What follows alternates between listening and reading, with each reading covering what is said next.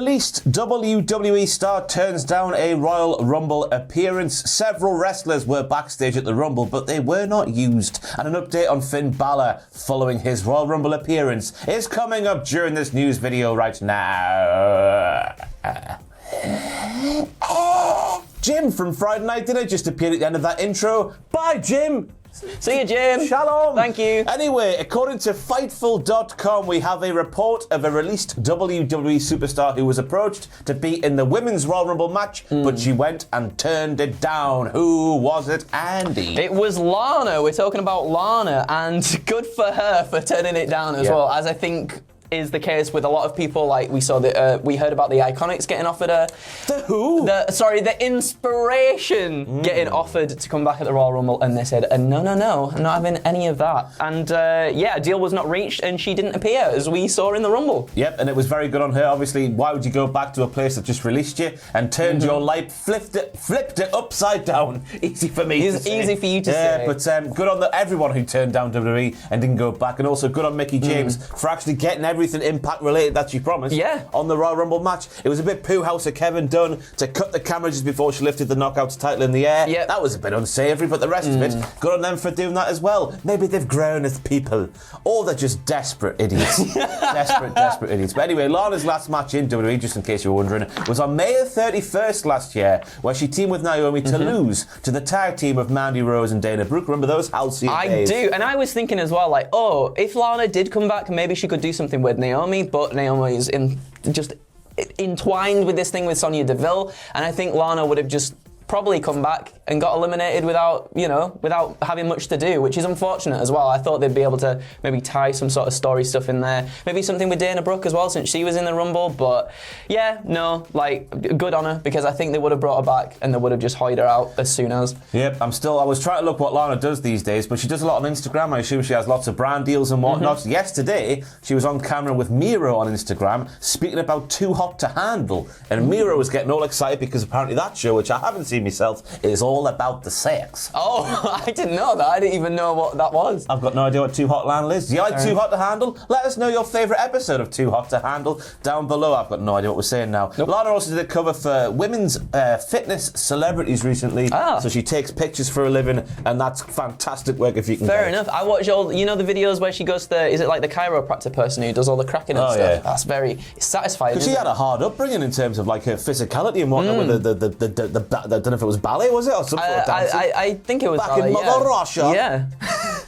And now we have news of women who were lined up for the Rumble pay-per-view of 2022 but were not used. We've just heard about Lana, who was approached but turned them down. And several people backstage apparently believed she was going to be in the match, but then it just didn't happen. Oh. Who was backstage, though, there, Aaron? Well, let me tell you, PW Insider also notes that Aksana and Jillian Hall were present backstage as potential stand-ins, kind of in case any sort of failed medical protocols, obviously with COVID and everything going on as well. They both posted images on social media to confirm they were present. And then Dave Meltzer also noted on the Wrestler Observer Radio that Caitlyn was present, but unused. And if she would have got inserted into that match, everyone would be dead, because her spear is phenomenal. And I'm just saying that now. That came from nowhere. She had it down before Bobby Lashley did like the rollout of everything. You know what I mean? She was really good. Yeah. And that's my 2 pence. Here's my 2 pence. Back in the day when I used to follow her on Instagram, I haven't followed her for years. She had a lovely Boston Terrier called Simon. Oh, I hope really? Simon's doing well. Wrestlers just have the best dogs, don't they? I don't know what it is. Stephanie McMahon. Oh, they're huge. Massive. Fantastic. Like a bear. Anyway, also Asuka was apparently mentioned for the match. I don't know who said, which dirty news source said that, but apparently she was mentioned for it, which must be heartbreaking for you to hear because of the predictions competition. Yep. And you picked Asuka to win the whole match, didn't you? I did. I thought she was going to come out, and I thought she was going to have the WrestleMania. I thought she was going to set the sign on fire, Ross, but alas, it was not to be. Conspicuous by her absence was Asuka, I thought, and also Alexa Bliss. I thought Alexa Bliss was maybe going to get the big Rumble return. Yeah. I guess we'll just have to sit back and let this one play out, which will never, ever bite us on the arse ever again, like it has done numerous times in the past. But there we go, ladies who were backstage but not used, and ladies who were planned but also not used. Good on them for turning them down, and also good on them for going to the arena and just not doing anything. Yeah, I mean, got paid handsomely for it. Yeah, me too. Obviously, if they were there and they were, just in case medical protocols came up on people who were supposed to be in the ring, like, very good of them to be backstage and do their part, which was really nice to see old friends. I mean, it would be as well, yeah. Now we have more news of someone else who wasn't at the Royal Rumble of 2022, and that is Finn Balor. And WrestleVotes reports that he's not injured at the minute, but he wasn't on the show, and that WrestleMania, we can expect to see him back before then. He hasn't been in the country for a little tickle, though. He posted a picture of himself outside the Temple Bar in Ireland with the caption, what did it say? 30 pints. 30 pints? A picture of him and his wife. 30 pints. How does that man put 30 pints away? Because he lies. He doesn't drink beer. You can't drink beer and have those abs. Yeah, but don't you remember in that interview that he did, I think it was with Men's Fitness or something, where he's like, yeah, I don't really do. What is it that he just does cardio or something, or he doesn't do cardio? Like, it's ridiculous. I don't understand how he manages that. What? Maybe Finn Balor doesn't consider something cardio that normal people would consider cardio. I guess he is like a superhuman compared to people like us, isn't he? What a body. Anyway, WrestleVotes tweeted, I should say, just to get the full quote out there, confirmed with a source that Finn Balor is not injured in any way. He is out the country, however. WWE expects him to be back in plenty of time for WrestleMania. I don't know what else we say about Finn Balor. His last match in WWE was on January the 17th, where he lost to Austin Theory, everyone's favourite, in a match that lasted just over 6 minutes. Wow. And on top of that, he's lost the likes of Kevin Owens, Seth Rollins in a bit of a sleeper match. I thought it was a good match on Raw. And of course, the Dirty Dogs when he teamed with Damian Priest. Yeah. So it hasn't been a very good time for Finn Balor. There was those reports at the start of the year that apparently he's going to fill the role vacated by Jeff Hardy in terms of being the experienced fella, putting over and making the stars of tomorrow look very good. I think you've got to give him that heel run on the main roster before you even consider doing that. Because as we saw in NXT, it was fantastic. Why wouldn't that work on the main roster? I've got no idea. But there we go. Thoughts on Finn Balor before we move on? I mean, I'm a huge advocate of Finn Balor. I think Finn Balor's amazing. Even he's in his 40s now, right? And he can still go really, really well. It's disgusting. It is disgusting how good he can look at that age. Some people just get fantastic genetics. And it's insane. But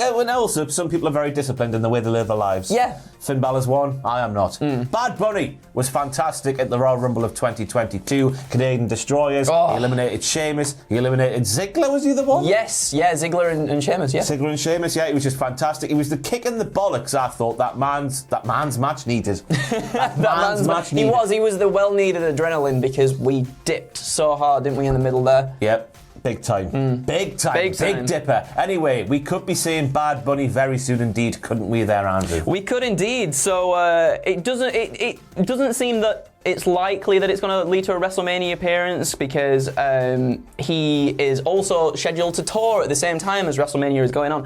However, PW Insider reports his touring plans will preclude him from a WrestleMania match. Bunny has 2 sold-out tours coming up and will be performing in Miami, Florida over WrestleMania weekend, which will obviously, that'll clash with what's happening at WrestleMania. The site also notes, though, that Bunny is pretty much considered part of the company at this point and can show up anytime he'd like to do something, schedule allowing. I realised I just completely misread that opening line of that thing. I said we could be seeing him soon. You did, and the article says something completely different. And I told you the absolute opposite of what we're never going to see Bad Bunny again. No, I think we definitely. I think especially, I don't know what it is at this point. You've still got people like Finn Balor and like Cesaro that could have been filled in those roles in the Royal Rumble. Let's just say that. However, sometimes there is a little bit of a lull in the mid-card of WWE, and Bad Bunny, I mean, the excitement was there when he came out. There was a huge pop. He puts the work in, he puts the effort in, and does a really good job too. If he's paired up with someone, as we saw with Damian Priest, I think he's got huge potential and can really just give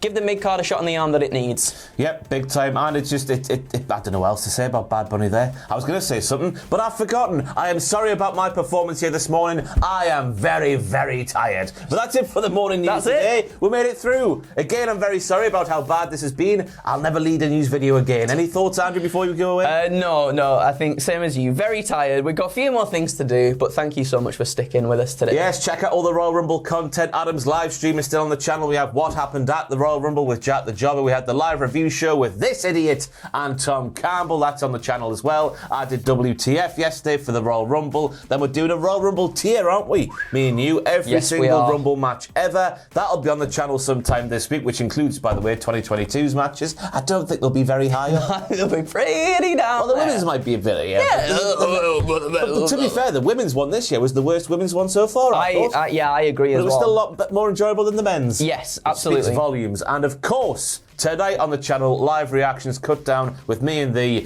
doing stuff on the couch, which sounded quite dirty. That sounded a bit weird there. There we go. Think about that. Me and Andy doing stuff on the couch.